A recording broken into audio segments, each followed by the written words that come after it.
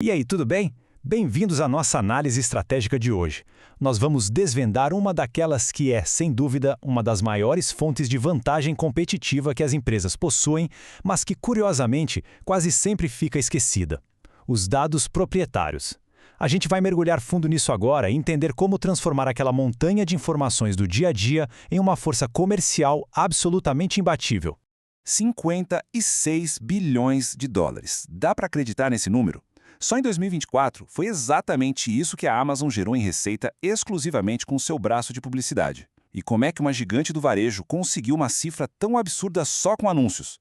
É simples, eles alavancaram o conhecimento profundo que já tinham sobre os interesses e os comportamentos de compra de cada cliente. Esse é o tipo de resultado que faz qualquer liderança parar tudo o que está fazendo para prestar atenção, né? Prova que o potencial dos dados é gigantesco. Mas claro, existe um grande obstáculo prático no meio do caminho. A nossa pesquisa base aponta uma frustração muito comum para quem toma decisões. Inúmeras organizações estão sentadas em uma verdadeira mina de ouro de dados valiosos, mas não fazem ideia de como comercializar isso de forma estruturada e, o mais importante, segura. Tem um tesouro incalculável escondido nos servidores de quase toda grande empresa, só que a maioria não tem um mapa para chegar lá. Então, para construir esse mapa hoje, a nossa exploração vai ser super direta. A gente vai passar rápido pelo ouro dos dados, entender o equilíbrio entre clientes e riscos regulatórios, debater a escolha entre monetização direta e indireta, depois vamos comparar dados brutos com produtos prontos e, por fim, cravar o valor estratégico de tudo isso. Bora lá? Começando pelo começo, o ouro dos dados. O que a gente está vivendo no mundo dos negócios hoje é literalmente uma corrida do ouro moderna. O avanço gigantesco da inteligência artificial e a pressão absurda por novas fontes de receita estão forçando as empresas a olharem para os seus dados como o grande motor de lucro do futuro e não mais como um subproduto qualquer. E para vocês terem uma noção de como isso cruza todos os setores, olha esses sucessos. O Walmart seguiu a cartilha da Amazon e criou um negócio de anúncios que já gera 4 bilhões de dólares por ano. O LinkedIn, uma fatia imensa daquela receita de 16 bilhões, vem direto do valor dos dados dos usuários. E até o Reddit viu suas ações dispararem 12% em um único dia só por fechar um acordo de licenciamento de dados com a OpenAI. O mercado já entendeu o recado. Só que, olha só, antes de sair correndo para construir uma infraestrutura de dados caríssima, a gente precisa dar um passo para trás. A primeira pergunta fundamental da estratégia é: quem são de fato os nossos clientes de dados? E quais são os casos de uso deles? Não adianta só acumular informação. É preciso achar quem tem um problema tão complexo que só os seus dados podem resolver. E isso nos leva perfeitamente para o nosso segundo ponto: clientes e riscos regulatórios, onde a gente precisa equilibrar a busca por clientes de alto valor com uma gestão impecável de conformidade e privacidade.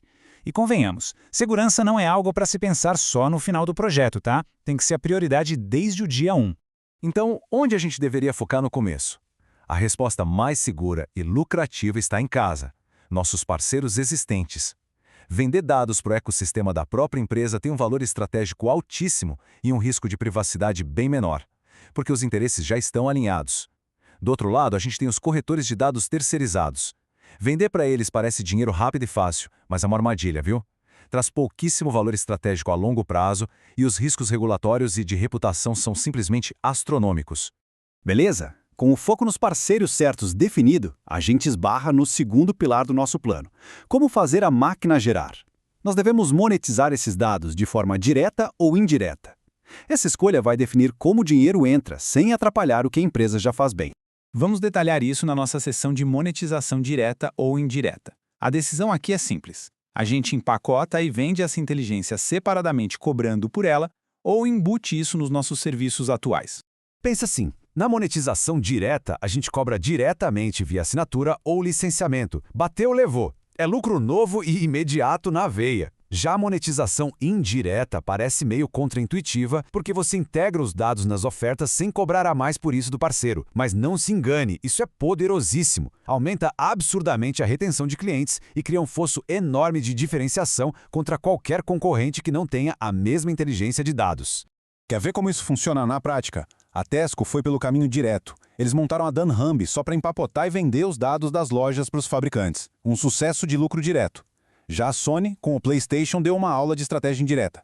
Eles entregaram análises detalhadas de graça para os criadores de jogos. O resultado? Os caras fizeram jogos muito melhores, o que indiretamente alavancou as vendas bilionárias dos consoles da própria Sony.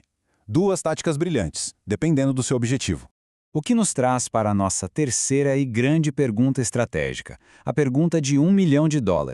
Qual é o tipo de oferta certo? O formato que a gente escolhe entregar dita não só o preço que a gente pode cobrar, mas também o esforço que o nosso comprador vai ter que fazer para tirar valor do produto.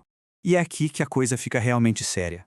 Vamos entrar no debate dados brutos contra produtos prontos. Entender esse salto de sofisticação é o que vai definir se o seu plano de monetização vai voar ou afundar.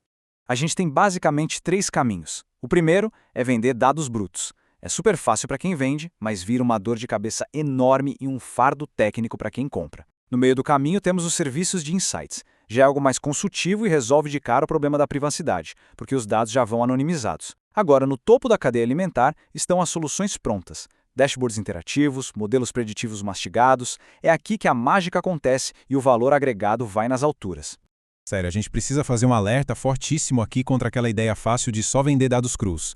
Vender dados brutos dá pouquíssimo trabalho inicial, é verdade, mas o valor estratégico é pífio e as vendas demoram uma eternidade para fechar, porque o cliente quase nunca tem equipe para tratar isso. Por outro lado, os produtos comercializados prontos exigem um suor técnico inicial da nossa parte, com certeza, mas o retorno sustentável, o potencial de diferenciação e a forma como isso se integra no dia a dia do cliente compensam cada centavo investido. E os gigantes não nos deixam mentir. A Mastercard não vende planilha solta. Eles criaram a Mastercard Advisors para vender insights já prontos e seguros.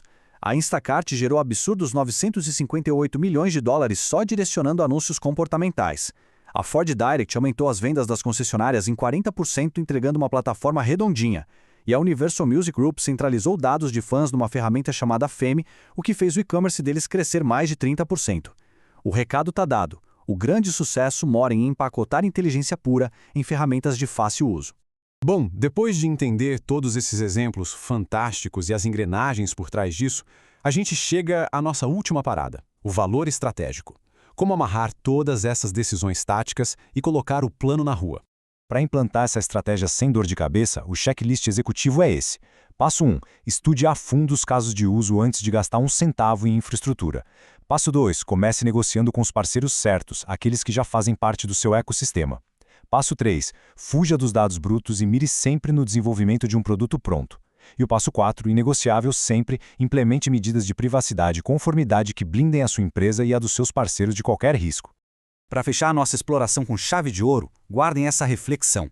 A monetização de dados não é só uma forma de colocar um dinheiro extra em caixa. É um motor principal da direção estratégica da empresa para o futuro. A provocação que fica para as lideranças é: a organização vai continuar tratando os dados como sobra operacional, deixando o ouro escorrer pelos dedos, ou vai assumir o controle e criar produtos que vão redefinir o mercado? O valor oculto está bem ali. É só aplicar o mapa certo.